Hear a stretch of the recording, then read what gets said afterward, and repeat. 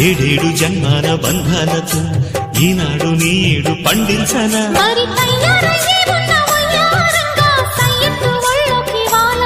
చూసుకొచ్చానమ్మా చూడు ఉత్సాహంగా చిన్నారి వన్నెల్ని ఏలంగా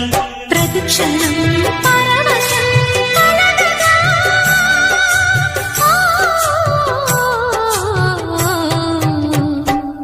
మనసా పలకవే మధుమాసపు కోయిలవై చెలినే తెలుపవే చిగురాశల గీతికవై